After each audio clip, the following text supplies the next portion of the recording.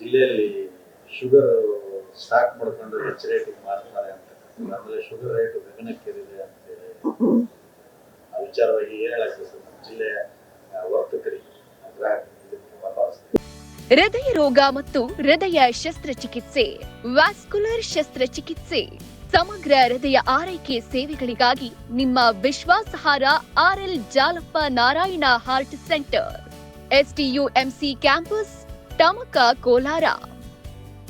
180030090309. ಈಗ ನಾನು ಸಭೆ ಕರೆದಿದ್ದೀನಿ, ಎಲ್ಲ ವರ್ತಕರ ಒಂದು ಸಭೆಯನ್ನು ಕರೆದಿದ್ದೀನಿ.